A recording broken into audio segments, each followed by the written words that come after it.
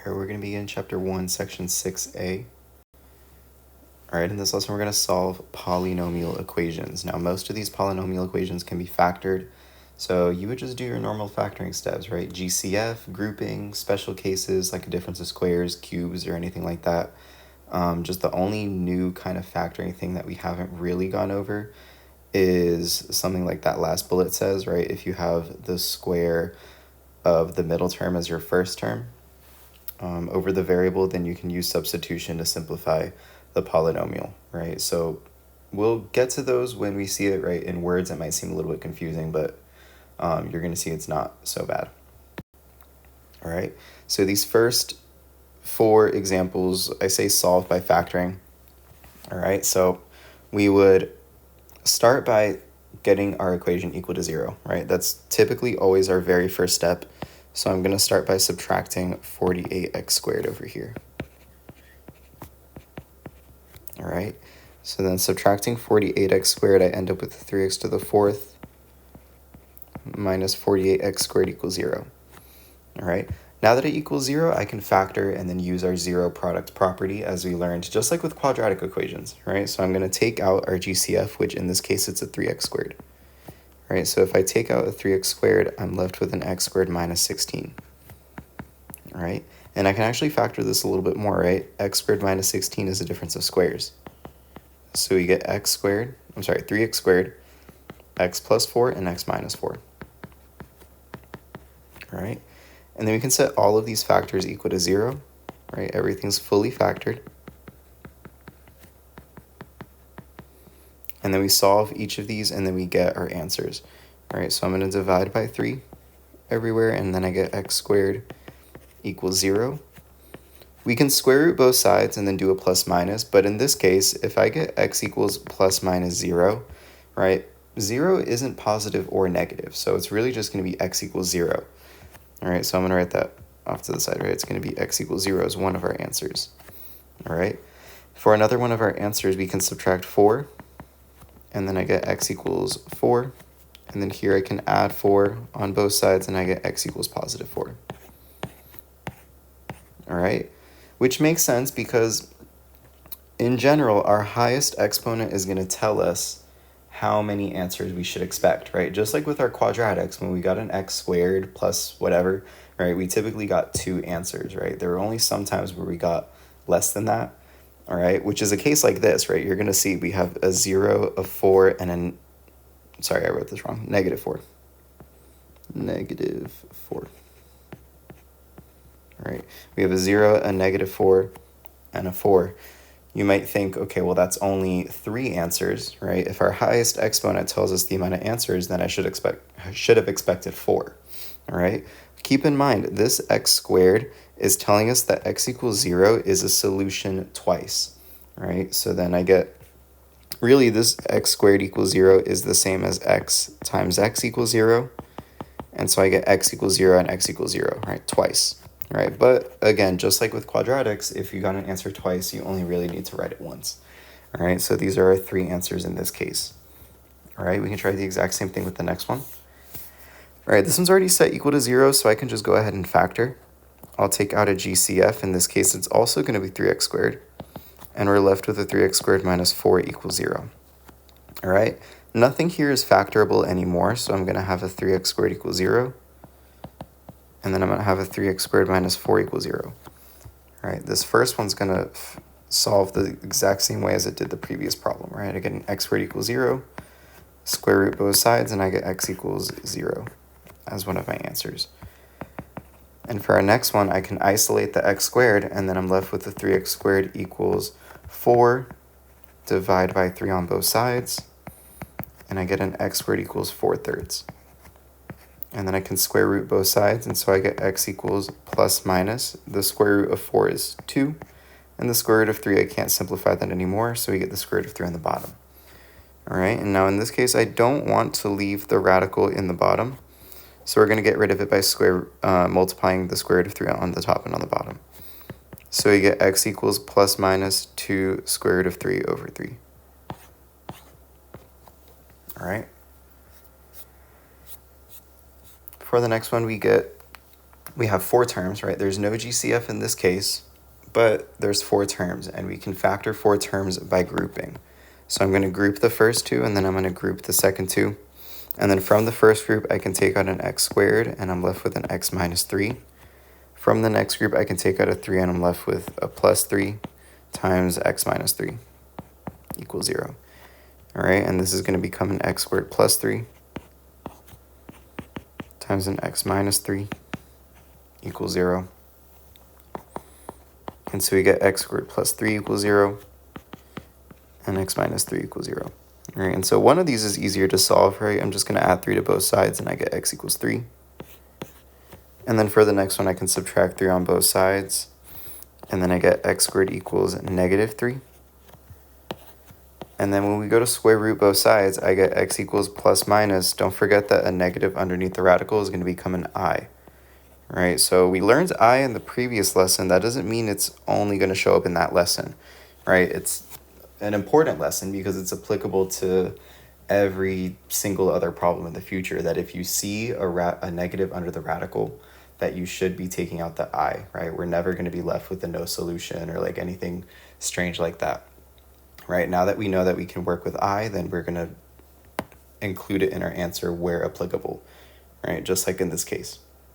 All right, so we get these as our answers. All right, and I can do the same thing with the next one. All right, 4 terms I can group. All right, group the first 2, I get x squared, and then in parentheses x minus 5. From the next group, I can take out a negative 2, and I'm left with an x minus 5 equals 0. And so I end up with x squared minus 2 in one set of parentheses, and then x minus 5 in the other. All right, so then I can set both of these equal to 0. And then I can solve each of these equations. So I can add 2 on both sides, and I get x squared equals 2. Square root both sides, and I get x equals plus minus the square root of 2 as one of my answers. And then over here, I can add 5 on both sides, and I get x equals 5. All right. So hopefully not too bad, right? We can see that if we're good with factoring, then this shouldn't really be anything super difficult. It's just set it equal to 0, factor, right? Just like always. All right. So we can do the same thing over here. All right. So let's look at number 5. Between these 3 terms, I can take out a 3x squared. I'm sorry, just a 3x. All right. And then in parentheses, you're left with 2x squared minus 9x minus 18 equals 0. And then in those parentheses, we're left with a quadratic that we can check if we can factor to solve it, right? If I do 2 times negative 18, that gets us a negative 36. And then factors of negative 36 that add to negative 9 are a negative 12 and a positive 3. So then we can factor this as normal, right? However, you know how to do it, whether it's by grouping or by what I'm doing now. All right, so then we get something like this, right? Because there's a number in front of our x squared, we would divide it by 2, or each of those numbers by 2, right? And so I would get a 3x. 12 divided by 2 is 6, so this becomes x minus 6. 3 divided by 2 does not simplify, so I would slide that 2 up front. So I get a 2x plus 3 equals 0. And then I can just set all 3 of these factors equal to 0. So I get a 3x equals 0, x minus 6 equals 0, and a 2x plus 3 equals 0. All right, so then divide 3 everywhere. And then I get x equals 0. Add 6 everywhere, and then I get x equals 6. Subtract 3 and then divide by 2. And I get a 2x equals negative 3. Divide by 2, I get an x equals negative 3 over 2. All right. So again, hopefully nothing too bad. Hopefully nothing that's completely new, right? We should know how to factor by now. All right. Now, the only thing that's going to be kind of new are examples 6 through 8, right? And I say solve by substitution, but really you don't have to make a substitution to be able to solve these problems, right? You can do without. So first, I'll have you guys look at this problem and see that there's maybe something a little special with it, right? So if you notice, there's no GCF. We can't really factor by grouping, but if you notice, this exponent of 4 is double the exponent of 2 that I see over this x. All right?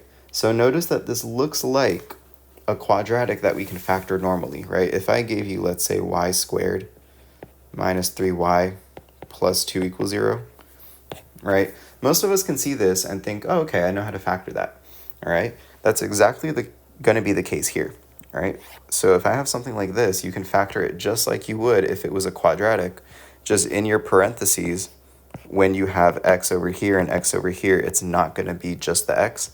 It's going to be whatever the smaller exponent is, right? So x squared and x squared, right? Just because when you go to FOIL and you do x squared times x squared, you do get x to the fourth, all right?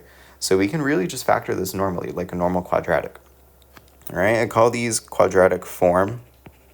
These are polynomials of a quadratic form, right? And I call these also quadratic-like because they are like a quadratic, all right? So then this is going to become x squared minus 2 and minus 1, right? So we're looking for factors of 2 that add to negative 3, just like we always do when we're factoring, right? Equals 0. And then if you want, you could factor this difference of squares even more, this x squared minus 1, or you can set both of these equal to 0 from here, right? It's really your choice, right? Because we can either solve, again, by square rooting or by factoring completely, right? So then over here, I can add 2 to both sides, and we get x squared equals 2. Square root both sides, and I get x equals plus minus the square root of 2. Right? And then over here, I can add 1 to both sides, and I get x squared equals 1. Square root both sides, and I get x equals plus or minus 1. And so we get our answers like this. All right? So that's the only thing that's maybe a little bit new, but hopefully not too bad. All right? So let's try the same thing with this next one. All right, so I need factors of 12 that add to negative 7. Also keep in mind that this is a quadratic-like polynomial. All right, so that x squared is half of that x to the fourth. So meaning, once I find my factors of 12 that add up to negative 7, I'm just going to put them in my parentheses with the x's, but it's not just going to be an x, it's going to be an x squared. So x squared. All right, and then factors of 12 that add to negative 7 are a negative 3 and a negative 4. All right. And then so we can set all of these equal to 0. So x squared minus 3 equals 0. X squared minus 4 equals 0. So I can add 3 on both sides. I get x squared equals 3. Square root, and I get x equals plus minus the square root of 3. All right. And then same thing over here, I can add 4 to both sides, and I get x squared equals 4. Square root both sides, and I get x equals plus or minus 2. And then so these are our answers. All right, so hopefully nothing too crazy. All right, we'll try the exact same thing with this last one, right? We see that there is an x squared and an x to the fourth. So again, it's going to be an x squared and an x squared. All right, but this time if there's a number in front of our x, our highest exponent, then we're going to do what we do with a normal quadratic, with a normal trinomial, and we're going to find factors of 9 times 4. So 36, that adds to negative 37. It's going to be negative 36 and negative 1. So I'm going to do minus 36 minus 1, and then just divide by that 9, right? We're going to do slide and divide just like normal. Again, the only difference is that there's an x squared instead of an x, right? So hopefully we see that it's nothing too crazy. So I get an x squared minus 4. Slide that 9 in front, I get a 9x squared minus 1 equals 0. Again, for these, if they're factorable, you can definitely factor them if you need to, right? Or we can just set everything equal to 0 from here because we know how to solve by square rooting. All right, so then over here I can add 4 to both sides, and I get x squared equals 4. Square root both sides, and I get x equals plus minus 2. And then I can do the same thing over here. I can add 1, and then I get a 9x squared equals 1. Divide by 9, and then I get x squared equals 1/9. Square root both sides, and then I get x equals plus minus. The square root of 1 is 1, and the square root of 9 is 3. So I get plus minus 1/3. All right, let me pick a better color. All right, x equals plus minus 2, and x is plus minus 1/3. All right. So that's really it for this lesson. I mean, it's really, again, it's nothing super new, nothing, hopefully, right? Hopefully nothing super confusing. Just the only thing is if you're still not super comfortable with factoring, then be sure to practice that, right? If you need to keep practicing with that, that was section P4, right? If you need to refresh yourself on factoring, right? That was section P4. All right. But again, that's the last lesson before your test. And it ties directly into what we were just doing with quadratics, right? So we were doing all sorts of quadratics, completing the square quadratic formula, and then some factoring examples, right? This entire lesson was majority factoring examples, right? You could see that most of these we were able to factor, all right? And then solve as normal, all right?